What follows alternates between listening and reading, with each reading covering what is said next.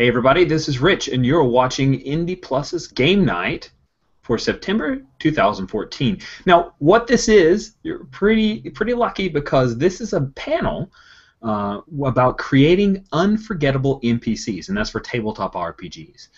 I want to let you know that this event upholds the Indie Plus community standards. If you want to know what that is, head to our website at indieplus.org.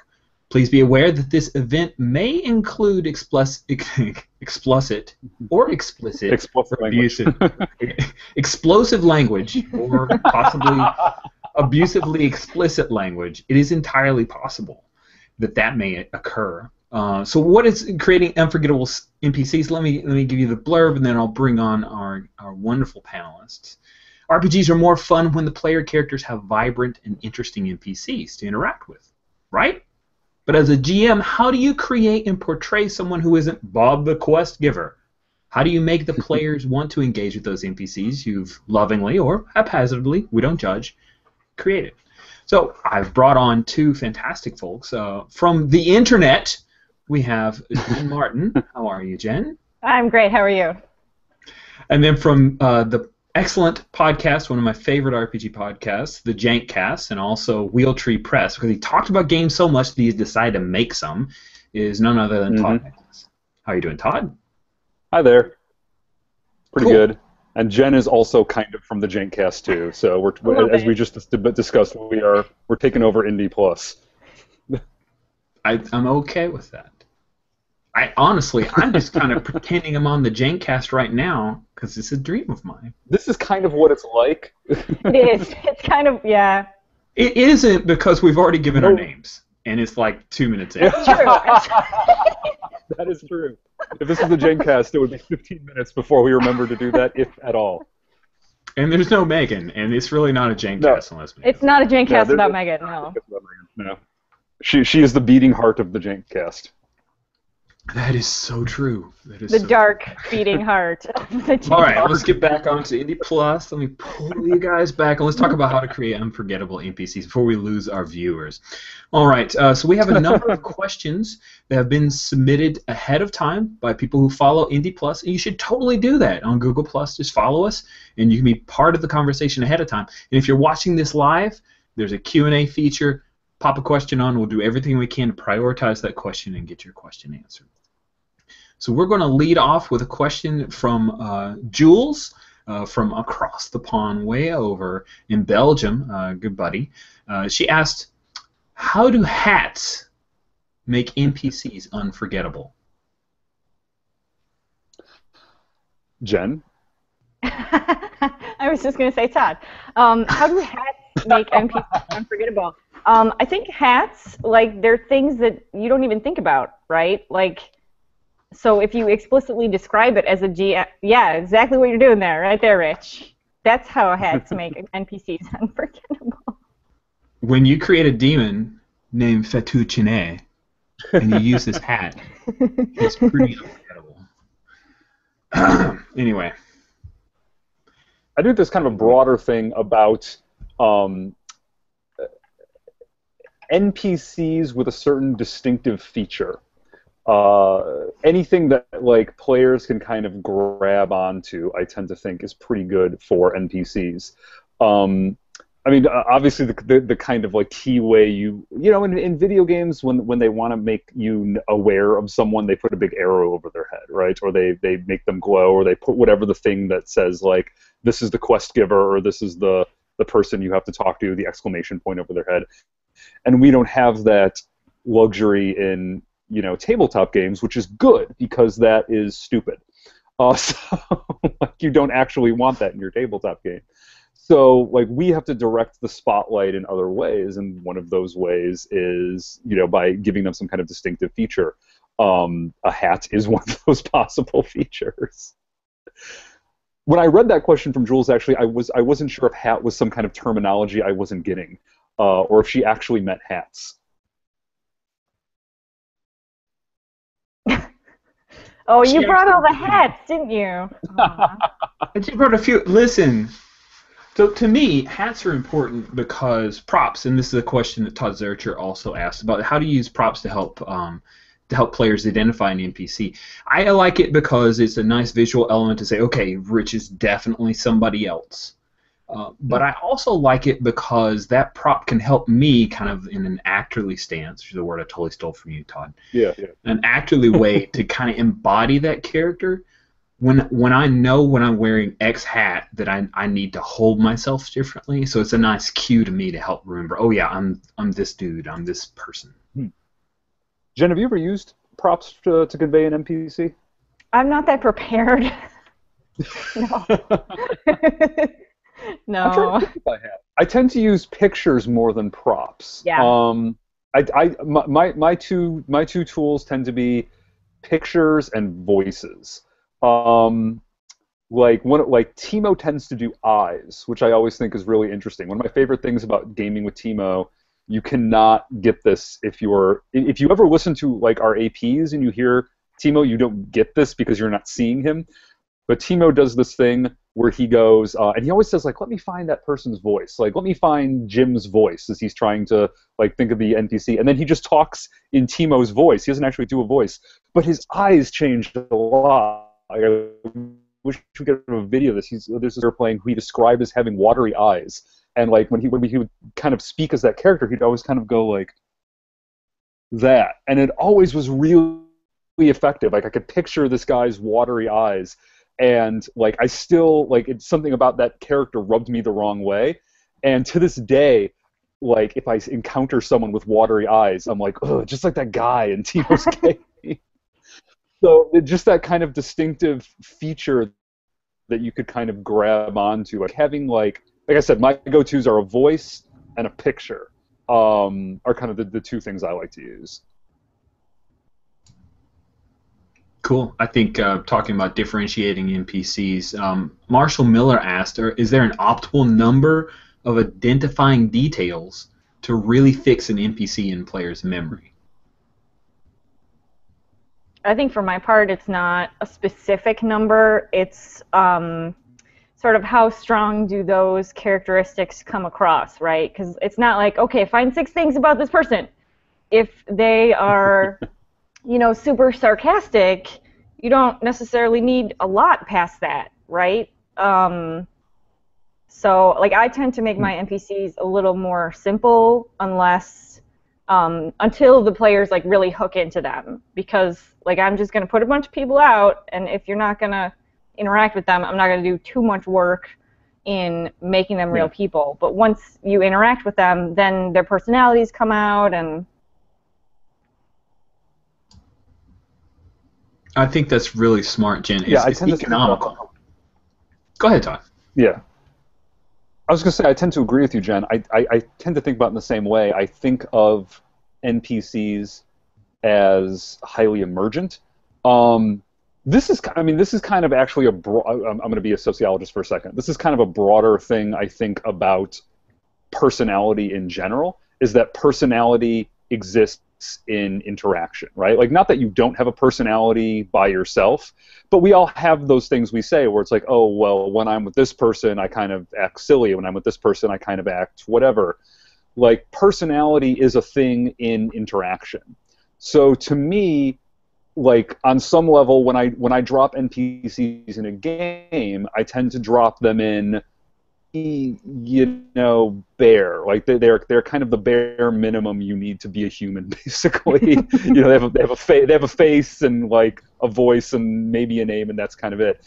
And then as the PCs kind of interact with them, I often find that their personality emerges out of that. I mean, one of the important things to me is, because to me, we kind of assume the GM makes the NPC unforgettable, but it's also the players. Like, I always think one of the best things players can do with an NPC is decide right away how they feel about them.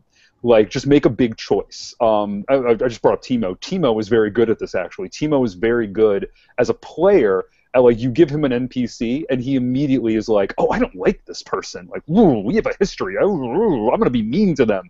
Or, like, right away, like, I love them. Like, this person is my lover. I'm going to hug them.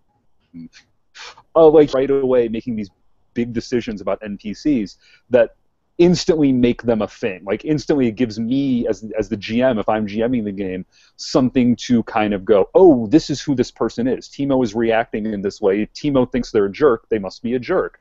And then I can be a jerk. And then we start to wonder why. And then all these characteristics start to emerge for them that I think kind of it is part of what makes them an interesting NPC, ideally.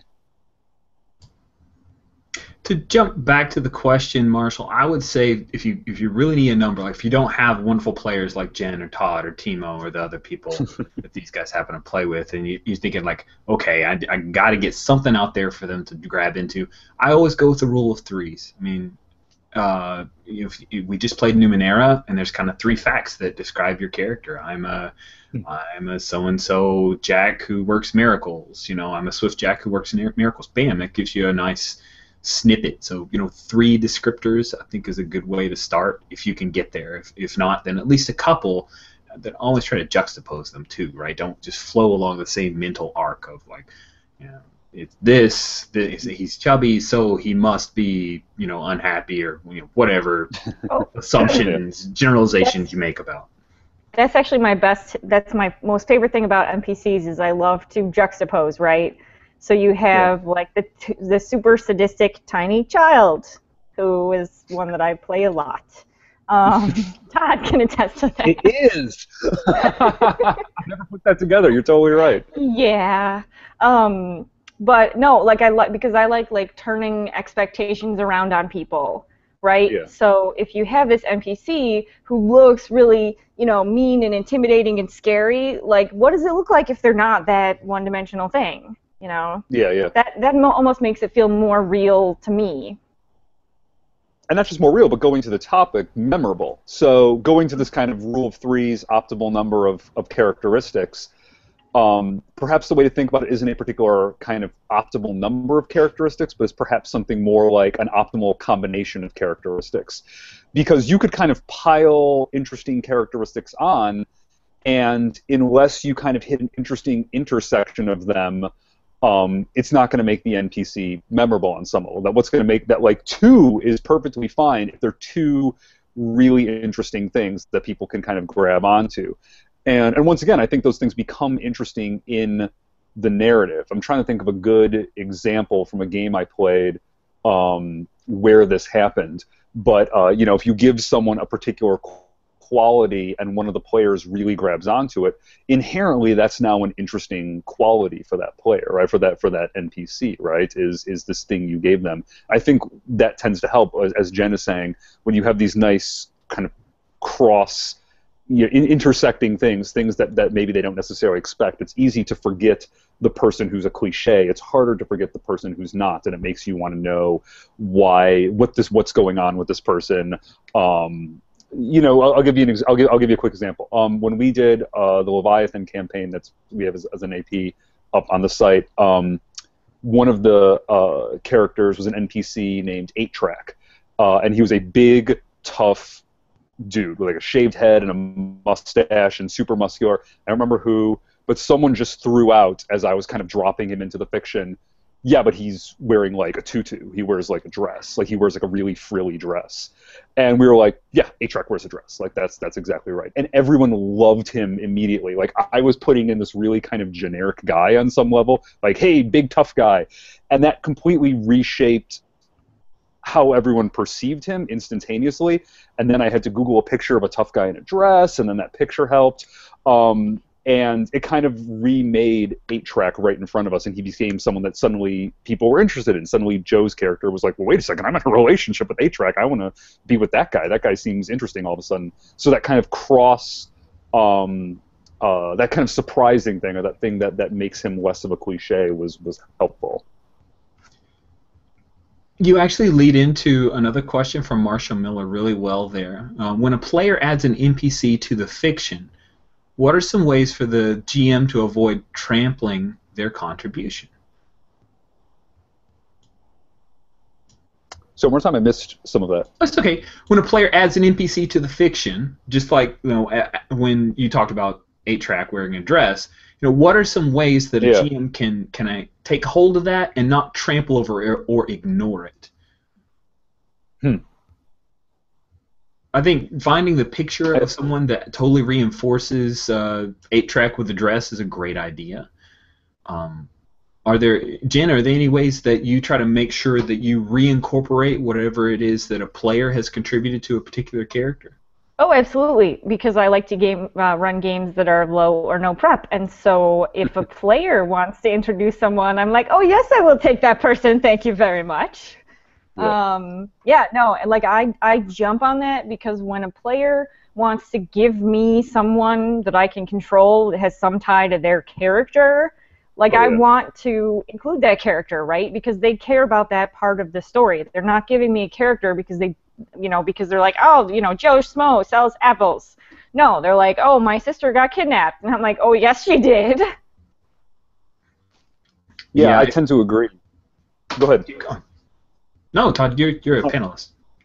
I was just going to say, one thing I do is I tend to keep, if I'm running a game, particularly if it's a long-form game where we're going to play multiple sessions, I often keep a Google Doc that we share that I use both for myself, that I have open when we play, and then also that I make available to people, where I'll drop pictures of people that I find this is kind of roughly what this person looks like, and where I just kind of keep notes on them. Sometimes they're very simple. This person's, kind of a jerk. They smell kind of bad, but they're really good at this. This person's so-and-so's boyfriend. They're like this, and just kind of a nice little thing that everyone can kind of make reference to. And if someone puts in something about that person, it goes in the doc, and then it's kind of part of the shared reality we have about that person. I think that tends to make it easier to reincorporate, because I'm like Jen, I tend to like to run low or no prep games, so I need a lot of tools to make that easier. Like, the more tools I have to kind of go, okay, here's a list of all the people in the game, and something is happening and I need a thing that happens, so I scroll up and down the list and my eyes fall on some picture of someone and I go, oh, that person's perfect, or some description of someone, I go, oh, that person, yes, that person would be there right now. That's really helpful to me. So anything, like Jen was saying, anything the players want to throw in, to me just kind of makes my job easier as a GM. One of the ways that I love to run games is using what I found out about on a story games website. It's called the Mountain Witch Trick, where I don't even really have an idea of who the NPC is. It doesn't even have a name or existence. I say, so when you turn around, you see somebody you didn't expect because the last time you saw them, they smacked you. Who is it? And so they give me that NPC. And it's really helpful for me because it keeps me from feeling like I've got to shove this person in because I've already stat blocked them out. Yeah. And once I get that NPC, there are a couple of things that I try to do to make them important from the contribution that the player gave me. The first one is I try to think about what was the fact that was given. Oh, this person's extremely ugly. How can I pivot off that to make it a motivation for that NPC to do things to the player characters? So fictionally, I want the fact that they've contributed to be bounced back at them with story. Yeah. And then you're also taking the fact that you're taking whatever they gave you and you're using that as the central thing of that NPC. You're not saying, oh, you said they were ugly. Well, they really have this other trait and da-da-da, Yeah. So I think that's awesome. Yeah. And then the last bit, and this doesn't work for every game, but anything that I can do to take that contribution and mechanically reinforce it. So, Dogs in the Vineyard is one of the things that I always think of when someone says a relative, right? Because you get a die for relative, and you can make it a low die, so it's going to screw you over a lot. I've had NPCs that were introduced by players, and I use that to create a custom move, so that the world, the mechanics of the worlds, also agreed with what that player said. And so now you got to roll dice when you want to go against them for X, Y, or Z thing. I mean, I tend to think of NPCs ultimately. Like, if you're the GM, part of what I like about GMing is that I'm not limited to, in most games, if you're a player character, you get one character. Part of what I like about GMing is I'm not limited to that. Like, I can have a dozen characters if I want, and I think that's fun. And I always think that the best way to think of NPCs is as your tools for making the PCs making the PC's stories interesting, basically. So you have a bunch of characters running around in this world, effectively, that you're creating together, and NPCs are your tools for making their life interesting. So what makes their life interesting? Like, that's what the NPC should have, right? So I liked your suggestion there about like starting with there being like, don't worry. I tend to think where people get hung up a little bit is they worry about making the NPC like a full person before making them a full thing in the fiction, where it's like, okay, this is their background, this is their name, this is where they're from, this is who their parents were, this is where they went to school. Worry less about that, I always think, and worry more about what is their directionality in the fiction right now, right? Like, how are they entering into the fiction? So an NPC that immediately walks up to a character and slaps them, or that, you say, well, the last time they saw you, they slapped you, it almost doesn't matter that they don't have a history or a name, or that they're even a picture in your head yet, that they're literally just, you see someone that the last time you saw them, they slapped you in the face. It gives them directionality in the fiction, and that's way more important than fleshing them out as a person, right? I mean, when you watch a movie, every character that walks by the screen, you don't need to know their full backstory. You don't need to know everything about them, how old they are, their last name, what they had for dinner. You don't need to know anything about that. All you need to know is what helps push the story forward, and anything about that and what they're contributing to the narrative, to the fiction that's going on in the movie. Anything outside of that actually is kind of weird. If like the character stops and starts explaining all this stuff about who they are, that would be weird. You just need what they're doing in the story. There's an economy of storytelling there that's kind of helpful. So NPCs are your tool for doing that. So if it would be interesting right now to have this character have X happen to them, bring in an NPC to do X. Don't worry about who they are. Just, it could be anyone. Just bring in someone to do X, if that makes sense. It does. Thanks, Todd. Jen, did you have anything more to contribute on? My addition to that is also you can totally rely on your players to fill in a lot of that for you. If you're not as, like, you don't want to be super verbose, right? Like, you don't want to say, okay, brown hair and blue eyes and this skin and da-da-da-da-da-da, right? Humans are pattern recognizers. We're going to overlay our experiences or our expectations or whatever on this sort of skeleton that the GM provides. Yeah. Nice.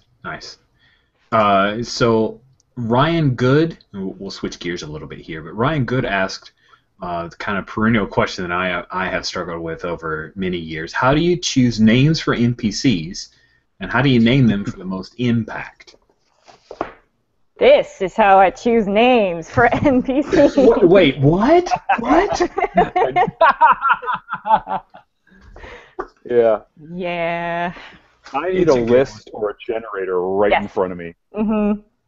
But it's so important because I will spend 5 minutes coming up with a name. I will agonize over it, and that is so mental power that is better allocated in any other way than trying to come up with, Jim. Like at some point, it's like, okay, pick a name. I mean, one of the most revealing things to me was when I first played Apocalypse World as the GM, and there were a list of names, and I could just go, there it is. I actually almost think the question is almost backwards, because to me, I would almost say something like, one of the things I like about, say, the list in Apocalypse World, or just picking a name off a list, like the books you both just held up, is sometimes I think it's cool to pick a name and then see what the name does. Yeah. So, like, one of the names on the list in Apocalypse World is Enough to Eat. And I remember playing a game one time where I just threw an NPC and said, yeah, and this guy's name is Enough to Eat. And this has happened multiple times where I've used that name. And sometimes, like, the player characters will go like, oh yeah, it's an ironic name. He's rail thin, because everyone's always asking him, are you getting enough to eat? And that suddenly gives him some directionality. Like, suddenly everyone remembers Enough to Eat. Or conversely, I've had people say, like, oh yeah, Enough to Eat is really big. He's massive. He's like 7 feet tall and really like round, and like people have to move over when he goes by. So just giving a name has like giving something names have a quality to them, right? There's a ring to a name, so giving them a name like gives them a life in some way, like giving them a quality gives them a life in some way. So it's almost more interesting to me to just pick a name and then see what the name does, as opposed to think about what you need and then think about what the perfect name to go with that is. I don't know. What do you think, Jen? I totally overthink names, like, because if I have enough in my head, like maybe a personality or something that I specifically want to do with an NPC, like I'll pour over a list and be like, that doesn't feel right, that doesn't feel right, that doesn't feel right. So when I'm running a game, I tend to be like, you tell me, what is this person's name? Or something like that. Otherwise, yeah, I do that more lately, is I just pick a name and then I go from there. And some people are real good with names. Like, I'm playing in a Burning Wheel game right now, and we just played last night. And there's a guy, like, it's kind of vaguely Nordic, and there's a guy at the table who can just come up with Nordic names like that. And he's one of the players, not one of the, he's not the GM. The GM is a, I don't know. So, like, literally anytime there's an NPC, like, or anything, it's like, yeah, there's a fort you're all going to. Everyone just kind of looks at him, and he'll be like, Skarsvold! We'll be like, okay, cool, that's what it is. That sounds right. So he just comes up with them off the top of his head, and it's so much better to not spend that energy, and then, you know, like we're saying, the names give a quality, right? Like certain names have a lyrical quality to them, or certain names have a kind of gruff quality to them, and then you kind of decide, like, does this name fit the person? Is it kind of ironic? You know, what is it? What does it make you picture when you hear that name? There are certain names that you say and you picture this kind of person versus that kind of person. So I kind of think, it's a cool thing to think about that. I like baby name meanings. I remember there was I'm big on theming names around particular groups or factions.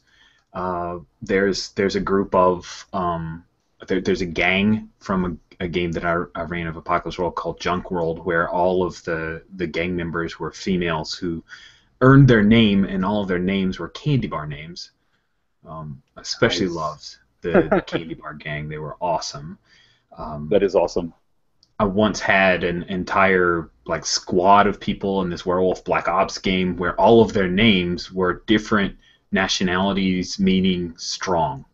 And then I kind of used that to veer off into where they came from before they joined this little Black Ops organization.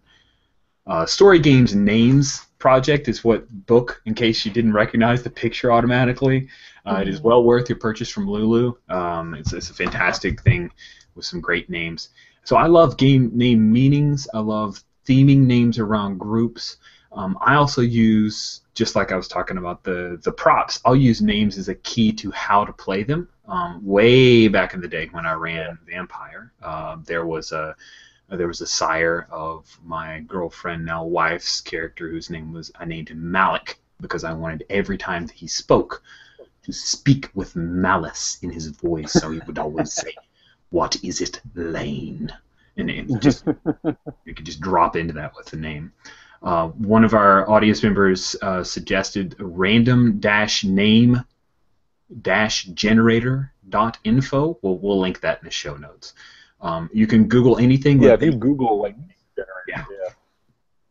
Yeah. Google's your friend. I was going to say, I think they have, I think the Story Games Name Project, I think they put up the PDFs of the names, which you can get for free. It's like if you want the printed copy, then you got to buy it from Lulu. But somebody made an APK for Android, so I have it on my phone too. It's not as big as the book, but it's better than nothing.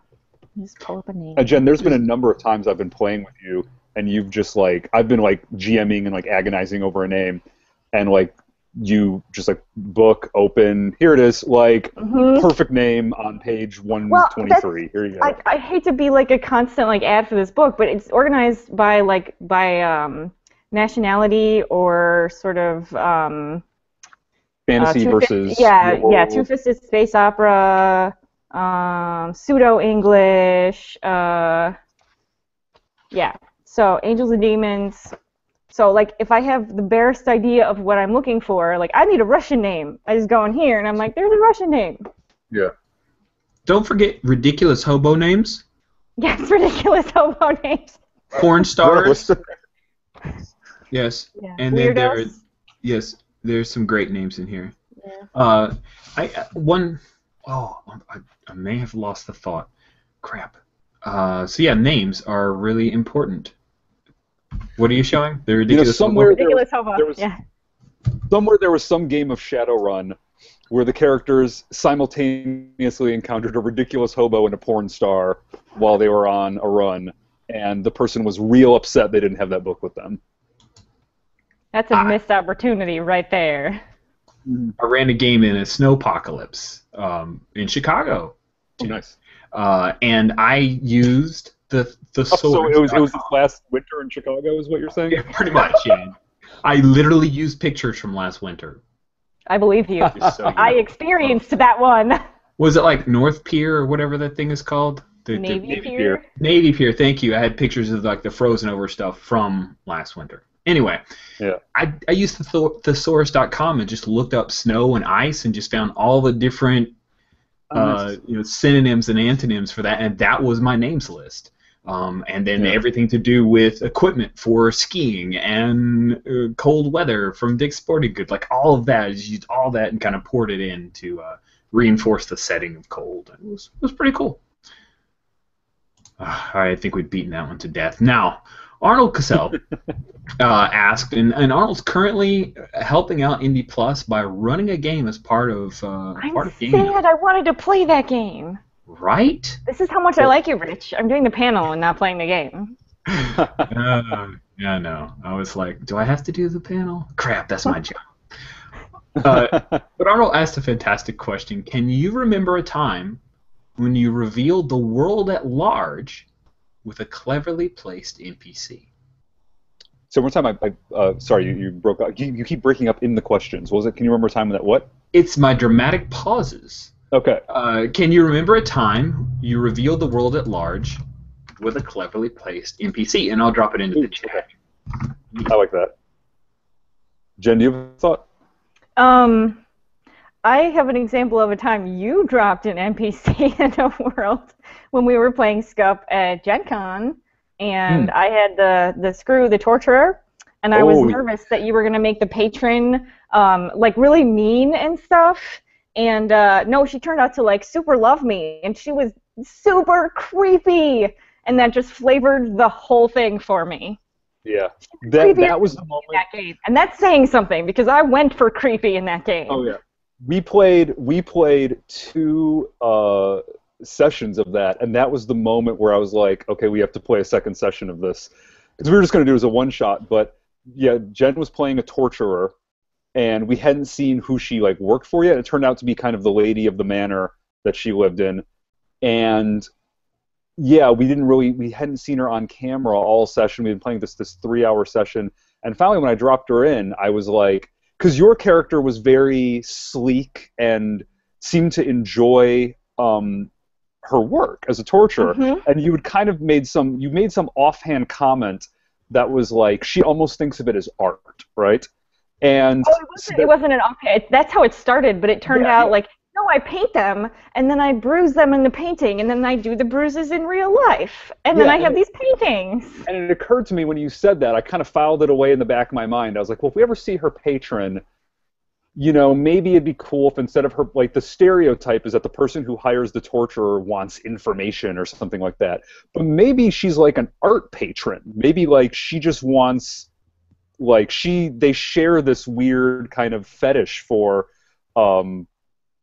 bruised people, effectively, and so we dropped her in. It was super creepy, and like you went for it, and I went for it, and I remember our friend from Germany was playing, and like when the session was done, she was like, "Oh God!" and horrified. And we were like, "Okay, well, we need to see another session." I actually did think of one. And then but then that helped with like she wound up becoming this main character. It really the patron did. It really showed you the way power worked in this society that we had in a way we hadn't seen before her. And one I just thought of was I was running this Apocalypse World game for a group of people who were new to the game. We did about 10 sessions. It was a campaign. And about halfway through, there's a guy in the game who's a brand new gamer. He'd never role-played before. So I kind of did it twice with the same character. The first time was the very first session. I knew I needed to kind of give him a hard push to do something because he was a new gamer, right? So I didn't want to just kind of be like, what do you do? Go entertain us, because he was brand new to this. So I began, he was a savvy head, who's kind of like the tech guys in Apocalypse World. So I began by having someone come to him and say, hey, could you help me out? You know, these guys just kind of kicked me out of my house effectively and kind of are squatting in it, and I need your help. And I picked that because he had the move often or right, which means people come to you for advice. And I made it a girl named Rice. I literally just picked a picture from a list of pictures I had from like a web page of pictures I had. Totally randomly, I was like, her. And he actually kind of ran with it. He was like, I think I have a crush on this girl. Like, I think that's part of what's going on here. That's why I'm doing this, right? Because he was right away like, I'm gonna go beat these guys up for you. I'm not, and he wasn't like a fighter, so he was like, yeah, I'm gonna go kick this guy's ass. And like, I was like, you might get beat up. You're not a tough guy. And he was like, but yeah, I'm trying to seem tough because obviously I got a crush on her, and that's what's going on. So he kind of went for it.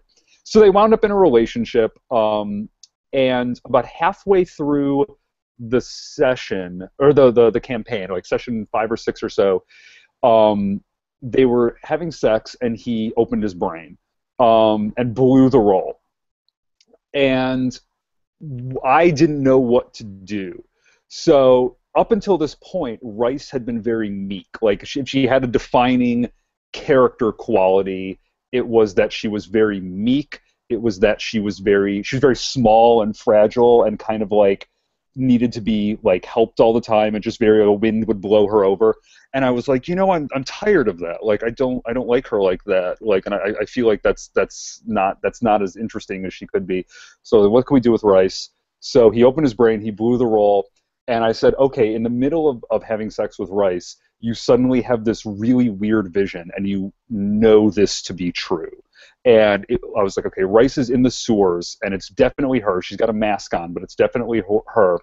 And she is just with a knife in each hand, mowing through this whole underground sea of these horrifying mutants, like nothing you've ever seen. There's guts splattering the walls. She's screaming. She has this glint in her eye. Like, she is an absolute killing machine. And then, like, you snap out of it, and you're just lying in bed with her, and she's like snuggled up next to you, and she's like, "Good night, honey." And he was like, and none of that was in the game previously. The mutants weren't in the game. The sewers weren't in the game. None of that was in the game. It was just kind of like, I just thought that would be cool. Like, that would be neat. Let's put a thing in. And then the whole rest of the game, the whole rest of the campaign wound up being about these mutants which now existed. What's up with Rice? We have to figure out what's going on with this. Does she remember this? Does she know this? Does she not know this? Is this a whole thing? And that opened up a whole new section of the world. But once again, it was something I decided on the fly entirely because he blew a roll, and I was tired of having this NPC be meek, basically. I wanted her to be very different than that. So I think you can always use an NPC as a tool to show an aspect of the world, to show a new thing in the world. To the NPCs, like I said, are your tools to interact with the players. So they're always a window into some aspect of the world. If you want to show the seedy underground of the world because your characters are from some kind of elite section, bring in an NPC who's their tour guide to that. If you want to show some faction, your hook into that faction is always an NPC that one of the players is invested in somehow. That's what gets them in there. That was great. It was a great story. Jen, do you have any examples of? Not specifically. No, my thing is I mostly am lazy, and I rely on my players to give me details. Some call it lazy. Some call it clever, economical, and strategic. Well, I mean, right? Collaborative story. Because the NPCs are how players interact with the world, right? Like, they're not like, I go talk. I'm going to go take a swim in the river. Like, they want to go talk to people, right? This is what we play games. So, yeah, like, I think NPCs are the thing that makes games sort of sink or swim. Although, to be fair, right, like I play a lot of like narrative-heavy games with interaction. I don't really play a lot of go to the dungeon and kill the thing, right? Like I want to know about, the stuff that happens after you kill the dragon and you go back and try and get paid, and then the tavern owner is gone with all the money.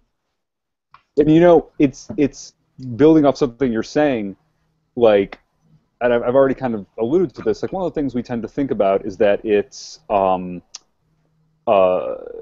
it's the NPC is kind of the domain of the GM, right? But I mean, I always think that like what makes an NPC unforgettable is half the player's job, right? Like one of the first games I ever played with the group I played with for a long time in Chicago, that was much of the Jank people. My character had a significant other that was an NPC, and I remember telling Timo was running the game. I remember telling Timo and Megan one time, I was like, I literally drive around during the week and wonder if my relationship with my fake girlfriend is going to work, and like that. And I have to like remind myself, like, this is not a real person. This is just Timo. So like I was so invested in it, and that was my doing, right? Like this was just a name at that point, right? Like Timo listed off a bunch of people. It's like, oh well, in this faction is this person and this person, this person. And I was kind of looking at my character sheet and going, I think I want a romance. I think that would be cool. I'm going to do that. So I literally picked one person that Timo mentioned and was like, that person seems like someone I'd be into. And her character really emerged from that. But like that was incumbent at least halfway on me to kind of meet Timo halfway and go, like, this is what I want, so let's make this person interesting together. And me then thinking about that and thinking about, like, what's our relationship going to be like and those sorts of things. Yeah, I think as like a GM, I'm sorry, Rich. Nope. I think as a GM, like, I mean, or as a player, like, I don't want the GM to like put this person in front of me, but be like, you have to love them right now, right? Yeah. Or tell me how to interact with them at all. So I think as a GM, like, you put NPCs in front of your players, and then you wait to see what they do, right? You don't assume or you don't. I think it's counterproductive to be like, oh well, you can only get the key to the thing if you ask the specific question. It's kind of more like, well, we'll put them together and see what happens. Mm-hmm. Just one example from character generation in an Apocalypse World game that I ran. We had a faceless, and during his character, and this was all over a forum before we went to Hangouts to actually play the game. He says, "I've got a faceless." He fought in these like pits, and he was treated like an animal, and then he escaped. And one of the big apocalypse threats was this thing called like the red dust, and it would burn your skin. And so he had this. The reason he wore the mask is his face was horribly burned. He drew pictures because he's a great artist, and it was really ugly. And the brainer. Named Lively, the player for the brainer, was like, oh, I want to be from the same place from the pit. We escaped together, and you carried me. And I'm like, oh, that's awesome. So they end up at this tower. That's where the game is set. But I need to personify their past. And so I'm looking at what they'd written up for their characters, and I realized that in the brainer, you start with a lot of jingle, a lot of money. And she was like this little kind of slave girl that used her brain powers to help out the main bad guy. So I'm like, she stole his shit. It's obvious to me that's the only reason she has stuff. He wants it back. So their past came back to get them because of the things she stole. And it wasn't until second session where I revealed that that's why he's coming. And so Tom Tom, the big bad. I hate that name. Isn't I hate that name thanks to Phil. Oh my god.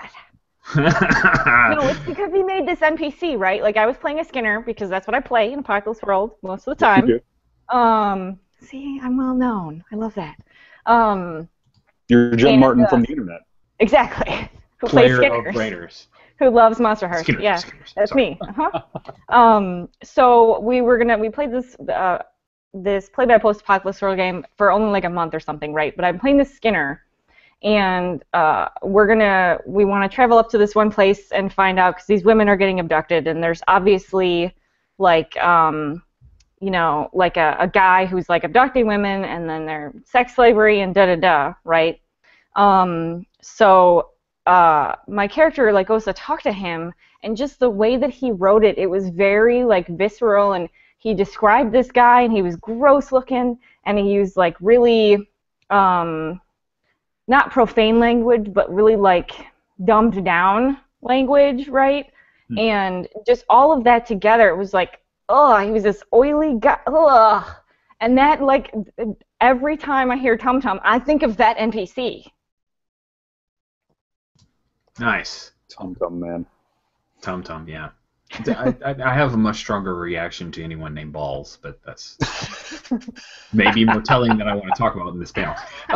So the next question, also from Arnold Cassell, is how can or when did an NPC change the tone of the game? And I think, Jen, you kind of already answered that a good bit there, but any other examples of when an NPC changed the tone of your game? I have an example of an NPC that you made that changed the tone of a game, Rich, actually. When we were playing, and my character was just hanging out in a bar, and I see a hot guy, and I'm like, I'm going to go dance with that hot guy, right? Like, I was just like, well, I'm going to have my character have some sexy times. And it turned out that this is Apocalypse World. Okay. And it turns out that the hot guy is a robot, which totally, that was amazing, because that changed it totally. It was awesome. And then, like, he had to follow, like, the laws of robotics, and he always has to do everything the people tell him to do, and, like, that really kind of flipped things upside down for me. It was cool. Thanks. I mean, to me, I think you're hitting on the kind of how can in that question.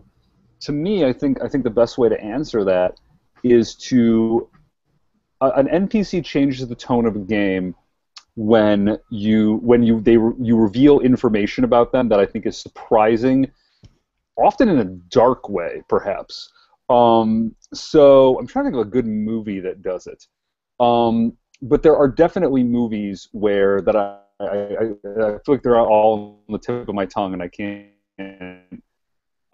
think. You kind of something is revealed about a character in some way. You know, I just used the example of this Rice character from and that did change the tone of the game, right? After that, there were whole new elements of the world. It became a bit more of a violent game on some level, and I think that's how can effectively, right? And I don't think you need to plan that is the thing, right? Because I tend to be of the mind, you know, there's kind of the old saying that, like, how do you make God laugh? You make a plan. I mean, I always kind of think, like, how do you make your gaming group laugh? Make a plan. Because to me, on some level, what you want to be on the lookout for is if you have a world populated with interesting characters, interesting NPCs that the players want to interact with, you will be presented with that opportunity at some point, right? Like, you will be presented with the opportunity to darken the world or change the world in some way by revealing something about one of them. And it's often best when it's a discovery, right?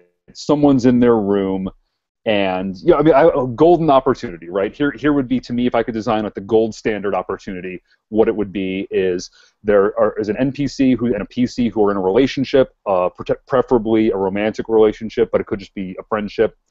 They are in the private space of the NPC somehow, and the NPC leaves, and the PC is there by themselves.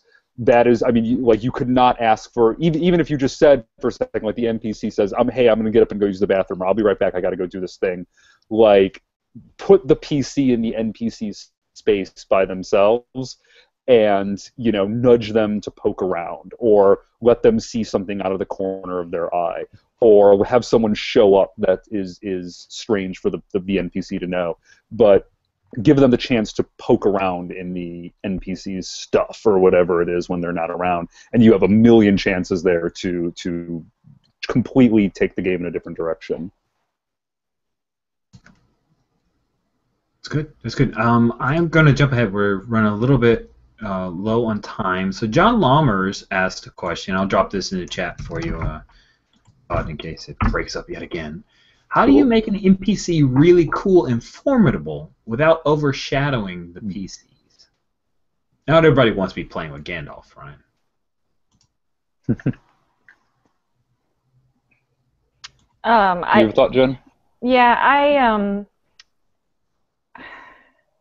I know, like, that's one of the weaknesses that I have is I'm not good at confrontational NPCs. I'm not a confrontational person, and I know that's a weakness of mine. So occasionally I feel like working on it, great. Otherwise, I will make NPCs that kind of have ways of moving around confrontation, right? But I also recognize that my NPCs, they're not player characters. The story's not about them. They're there to add to the player characters' stories.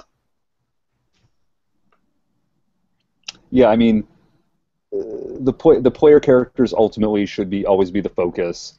I mean, for one thing, like what I like to use. So I mean, this kind of, to me, this at least to a degree presupposes like a questing kind of game, right? We have a party, and then there are NPCs either in the party or working with the party somehow that are really effective. And one way I always think you could get around that if you have kind of a game that operates in a questing sort of way is give the NPCs something else to do. So if it's kind of like, okay, there's 6 of us working on this, the NPC says, I'm gonna go talk to the king, and I'll get us some horses because we need to go from here to here. But in the meantime, you go do this thing. I actually like, I mean, some GMs would say, like, you just never have an NPC in the party or working with the party. I actually like doing that because I like having an in to interact with people in the party as the GM, right? To, like, socially interact with them. I like having someone I could be like, hey, you know, how are you doing today? What's going on? It's a good way to get people in the party playing their characters and talking. But then you do have to, like, step back when it's time for them to do something. You can't let that NPC be the person who saves the day. They have to go do something else, right? That's another thing to do is make your NPC flawed. Go ahead. Sorry, no, I was just going to say, for me, one thing that I don't do is, like, I don't have my NPCs, like, I don't want them to step on the toes of the player, right? So if you're going to have the NPC do something that the PCs can do and do it better, use that super sparingly, right? Because as a player, like you get really discouraged if you have this cool thing you can do and then somebody else can do it better all the time. Like, that's frustrating. Yeah, I like creating NPCs that fill in the gaps for a player character in case there's an effectiveness that they didn't necessarily concentrate on. In a current Star Wars game that I'm running, there's a guy who's playing a character that's very suave, and he's a great talker, and he kind of gets through flash and style. So he's got a partner who's this kind of grumpy, based a little bit on Rocket Raccoon, short little bothan who carries around a rifle and is just pissed off all the time. And he's just got an itchy trigger finger, and he's going to back his play, but really he needs to talk to, like, the player needs to talk to people. Yeah. Because if Hosk says anything to him, a fight's going to break out because someone's going to call him short. He's going to freak out. Yeah. And so that's awesome. Great, because what you're using the NPC for there is to get the PC into trouble. Like, to me, if you've got a game that's kind of presuming a mission-based game, basically, what you want with your NPC, if you have an NPC working with the player characters, is not someone who overshadows them, but someone who gets them into trouble, but they like nonetheless. Like, that to me would be your ideal NPC that works with the characters. I ran a game of the Serenity role-playing game where we had that exact thing. Like, there was they had a ship. I had a couple NPCs on the ship that I initially designed to, like you just said, fill in things that the players were missing. A computer hacker effectively on the ship because there was no one who did that. So in case they needed to do that, there was an NPC who could go, I'll take care of it. And I made her like a teenagely, like, when I was playing this, like, old man, and he was basically like, she is like my protege. Like, I want to send her to college, effectively, was what he wanted to do. And it really wound up having this whole interesting backstory with him where, because of that, she became increasingly rebellious. Like, she didn't like him effectively. She was like, get off my back, stop trying to like run my life for me. I want to do what I want. I'm going to be an awesome pirate. Like, I'm not going to go to college. And he was like, no, I'm a pirate.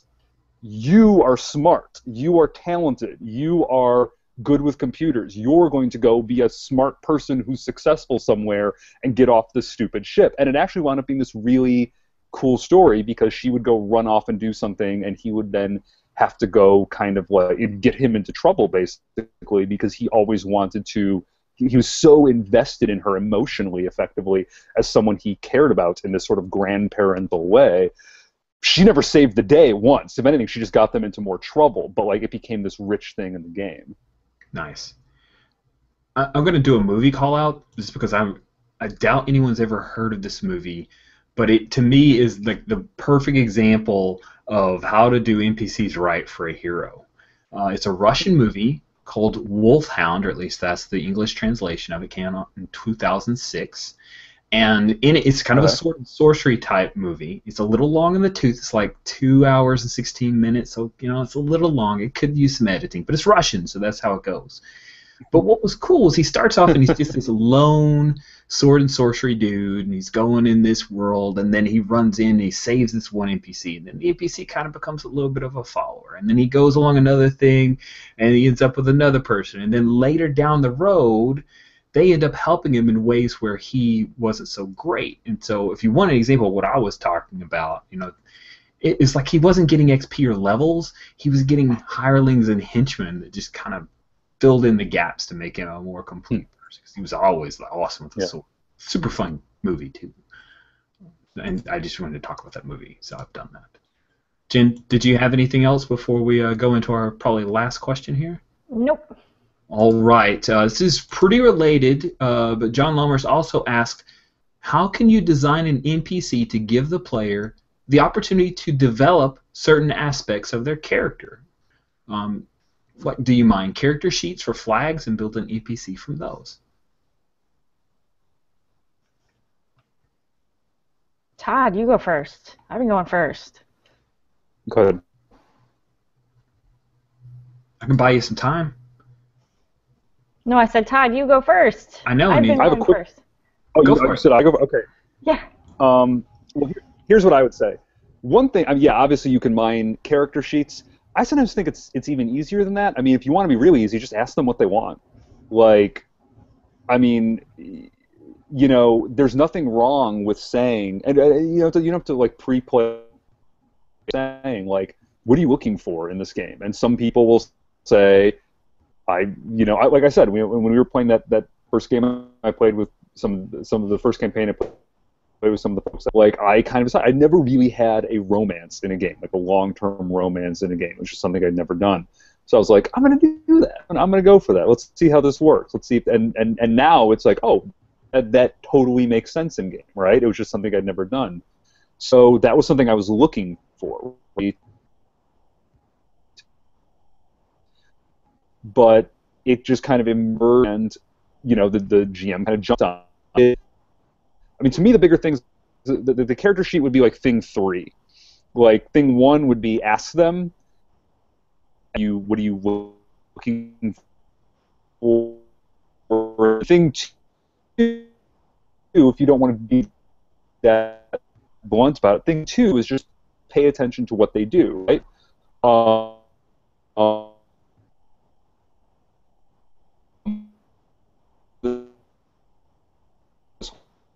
Whole you want your div. When someone needs this is how I envision this character.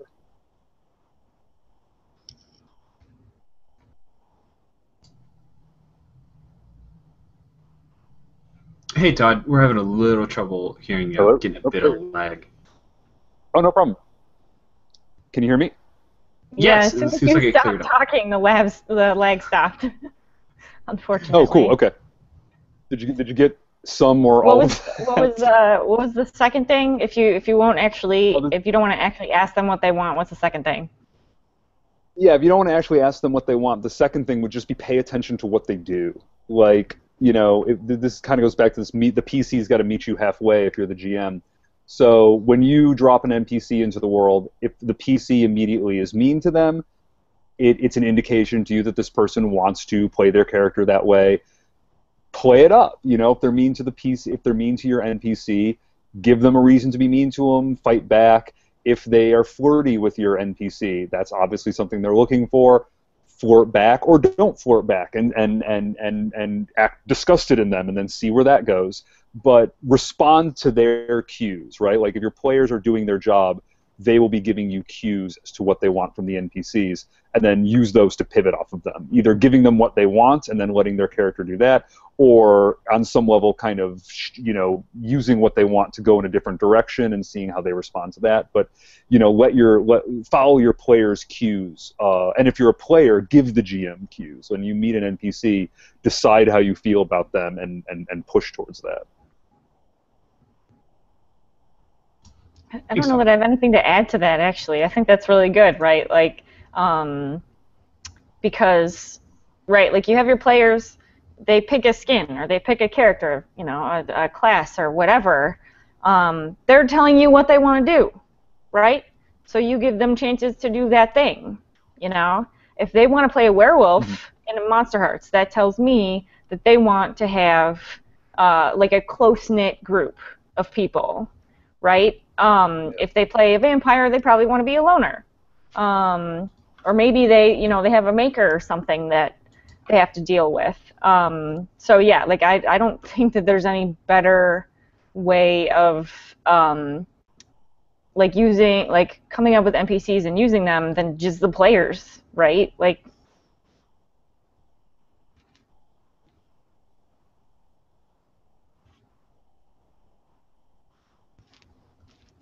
Yes.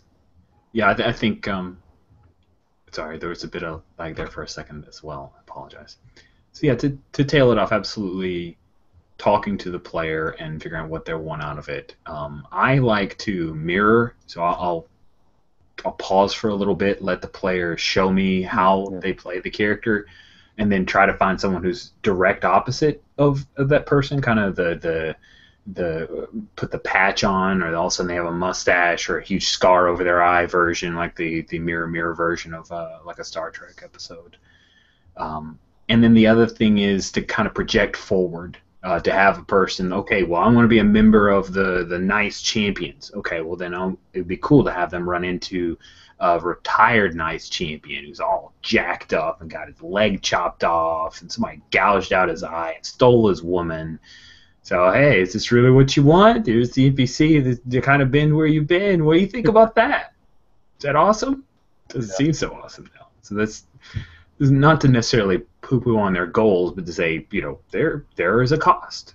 Is this a thing you're still at? We play games for conflict, right? Like we don't, like when you play a character, you don't want them to win at everything and be awesome at everything. I mean, you do, but you don't, right? Like if there's never any question of them being awesome, there's no point in playing the game. So, yeah, give the players what they want, but also give them conflict above all else. Explore stuff, right? Like, I mean, ideally, like the players you want to be playing with have an interest in exploring something. They want to, so like, you know, when someone creates that person in the militia or whatever, like, I would love it if the GM goes, and here's the retired militia person, like, is this what you want? Like, that's a really cool thing to think about in-game. People want to explore stuff. So, once again, this kind of goes to keeping an eye on your players, right? You know, when I play with Megan, I know Megan's themes because I've played with her enough that I kind of know the things Megan likes to explore in-game. And I'm perfectly happy to give those to her because she's super good at it. So I tend to be like pretty happy with, like, Megan says, hey, I've got this character doing this, and I know how to step in with an NPC and go, okay, here's the obstacle for that, here's the confrontation, here's the mirror image of that then lets her do the thing she's good at or do the thing she wants to explore. Jen, do you have anything else you want to add? Not to that specifically. I do have one overarching piece of NPC advice. This is my number one piece of NPC advice to people. Your game needs more Tilda Swinton. Done. It's not Mic drop. Yeah. Yeah. And that's it. Actually, I will say, no, in all seriousness, one of the best bits of NPC advice I ever got was, you don't have to tell the players this, but you think of who the actor or actress who's playing them is. In the movie of your mind, like, cast them, and that'll help you play them. And that'll help you give them a directionality. You don't have to tell the players, because that could make it too obvious, or that could color their opinion of them, but you cast them in the movie of, and then kind of run with that. One more thing, there was a question for finding pictures. There's a website, and I use Flickr HiveMind to find pictures of people. It's just a website that kind of keeps that, like, you enter a search term, and so you could literally say something like dreadlocks or tall person, and it'll just give you a bunch of pictures on Flickr, and that's the thing I use. So. Great. I'm totally going to use that. That sounds awesome. I use Pinterest. I pin up pictures of, like, groups of people. Yeah. I'm just now getting into the Pinterest, and yes, it is pretty amazing. Jen, it is. you first kind of roped me in to this world. There are people that will tell you Pinterest is only for girls, but Pinterest is amazing for, like, writers and gamers, because you can have, like, this whole visual flavor of the world and just look at it, and then it can stew in your mind, and it's awesome. Absolutely. Well, thank you both, Jen, this girl that we know, and Todd, who's just some guy. Some dude. Some dude. So thank you both for coming on and talking about some. I totally want to let us rant, just so I can pretend to want. No. So thank you both for coming on and helping us talk about creating unforgettable NPCs. Now, if you really enjoyed this panel, and I hope you did. Oh, Todd, what'd you say? I just said thank you. This was fun. Absolutely. Now, if you had a good time watching this panel and you want to see some more cool panels or watch some of us playing games, please do subscribe to the Indie Plus YouTube channel. You can subscribe by clicking the button that's right here by the Indie bubble, and you can be automatically subscribed. We do want as many subscribers as possible because it helps us to reach out to you and find out from you what you like. And thank you for your viewership, and any feedback that you have or comments, we'd love to hear that too. Have a great night, and thanks again. Thanks.